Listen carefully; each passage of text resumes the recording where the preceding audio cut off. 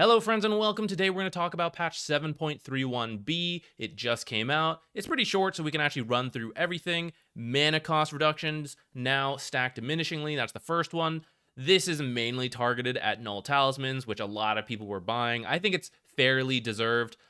The math is not public right now. I'm sure someone will dig it up soon. I was trying to do some quick preliminary math.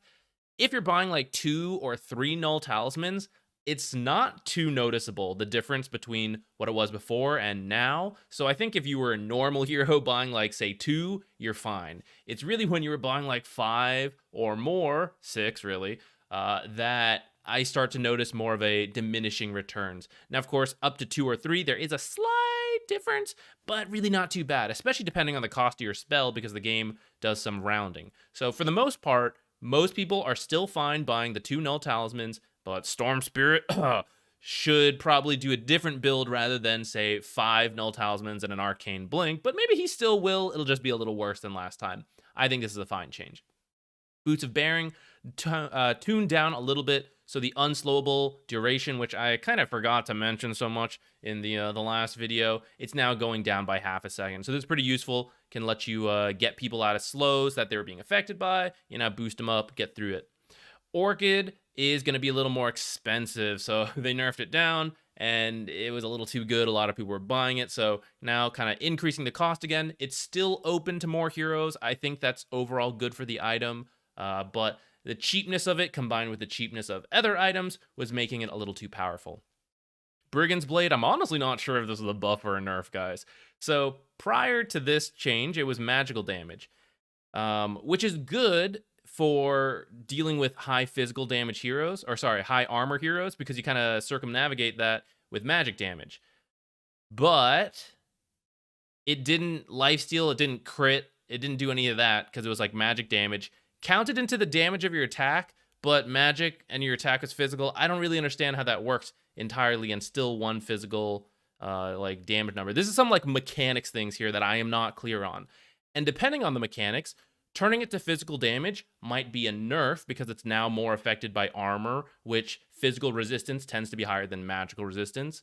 But if it can now add to crit, cleave, stuff like that, lifesteal, then I would say this is a buff overall. So I'm really not sure. It really depends on the nitty-gritty mechanics of this item. Someone will figure it out and post it on Reddit later. Batrider, hero changes. So got some movement speed. 10 is actually quite significant.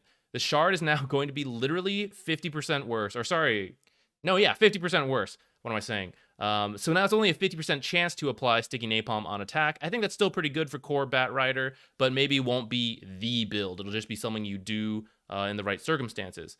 A mana reduction to Flaming Lasso, kind of to balance this out. And then the talent, the move speed talent being nerfed a little bit to compensate for this base movement speed. I was thinking, can Batrider be a support? Because I was actually looking at his stats, and they're pretty solid. 310 move speed, 4.5 armor. The attack damage isn't that high, but that's because he gets damage from Sticky Napalm. Health, really good, actually, and 4.6 is actually quite high. So I was thinking if a support Batrider could do something like maybe 1 or 2 null talismans into, like, the bongo boots. Like, kind of just having a decent laning stage with Q and E, and then maybe you can jungle a little bit where your other teammates can't. I'm not sure. 4 or 5 Batrider, possibly. That'll need some experimentation. Huskar getting nerfed, doing really well. Lina buffed, so some of these stats are getting increased, more damage on LSA. This one's particularly nice because this is what support Lina skills first and sometimes second as well. Laguna Blade mana cost also going down. To core Lina, not a massive issue, but annoying for her as well. But for support Lina, this is really nice. So I think support Lina is looking a little better now. It's a little awkward with the Fiery Soul change. I think people are still figuring it out. But for support Lina, I think it's good. Because prior to this, you would cast one spell and you would get 30 attack speed, 4% movement speed. The 30 attack speed is what really mattered. Now you cast one spell, as long as you hit 3 targets, you are at the same value as before. But if you hit anything more than that, you actually have even more attack speed. So that adds a lot of level 1 value to the Fiery Soul, especially in the laning stage. Kind of hard to hit that many targets with LSA, which you'll still start with as support Lina. But as you grab like some points in Dragon Slave and make it easier to hit multiple targets and really get the 7 stacks out of Fiery Soul, that will be overall better than what it was before, and maybe allow Lina to be a real lane bully, especially with like 1 or 2 Null Talismans and then some other items. So I could see support Lina having a good time in the laning stage. Careful, because with Orchid being a little more popular, with Diffusal being cheaper, and I've seen a couple Mage Slayers. I don't know how prevalent it'll be, but those are items good against Lina, and especially as a support, she doesn't really have a lot of escape. So laning Lina looks good. I don't know how like the patch meta of like anti-mage items will fully play out. That might be bad for support Lina.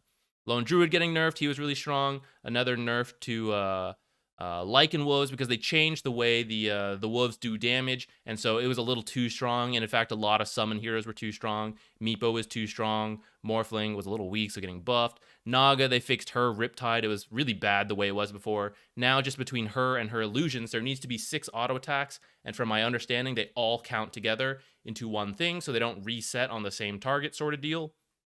And then you'll Riptide. So that's a lot better for the hero, I think, compared to what it was in 7.31. I don't know how this compares to 7.30E, but I'm sure it'll be figured out pretty quickly. Puck, slight buff to some of this stuff, because I think the change to his Ags was a little sad for him. But this is half a mana, not bad. Pudge, another, I would say this is a buff, but it is not fully clear to me because it's still confusing. Flesh Heap is strange with the new damage block and all of that.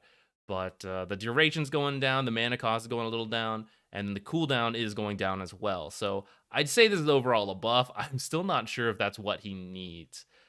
Ricky was doing pretty well with the faster shard, so they nerfed him a little bit. Storm, silly build, but now that that's being reduced, like he actually got a buff in this cooldown, so I think that's fine. Techies, I would say, I think also got buffed. Really not a Techies player, so I can't fully tell you. But the damage he does to himself is less. The damage he does is a little bit less, but I think that's okay. You can still play the lane a little more. Instead of this like very extreme hero of like, I almost kill you and myself.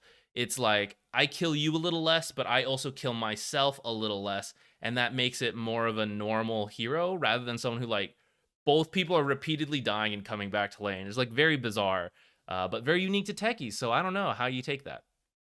But some adjustments to the other abilities, we'll figure that out. Meta slightly buffed, Tiny nerfed. He was doing really well this patch. Undying nerfed a little bit. I think I read somewhere that the zombie damage was being calculated with extra damage. So maybe they wanted it to be this way, but then they just needed to nerf Tombstone zombie damage. So I think he's still a good hero because of the patch, but this should affect his win rate. You can see this kind of a big drop. Probably bring it more in line to what it was before they changed the way the creeps do damage. And so I think Undying will still be good, but maybe not like the #1 support like the stats seem to be suggesting. And then Zeus got some damage on Heavenly Jump, and it'll provide vision before applying the slow and damage, and that way you can use Jump, reveal a target, and then it can potentially choose that target. Support Zeus with Nulls? Maybe? But, again, same with Lina. Diffusals, Orchids, Mage Slayers, not very good for Zeus. But he does now have an escape with Heavenly Jump. I don't know. Something to test. It would be fun. I kind of like support Zeus, but also a very greedy pick, so maybe not the best either. We'll have to see. That's it, guys. A very short patch. Shouldn't change too much, mainly just some of the like really strong heroes going up or down. From this patch, I would say support Lina should look viable, and you should feel pretty strong in the laning stage if I'm understanding this patch correctly. And then I'm going to experiment a little bit with potentially Batrider, and then the Zeus support. Those will be like weird ones I might try out. And then Techies, I will try out. I actually think it should probably be like a normalish support once it finishes getting fine-tuned, and not such like a weird pick as it was before.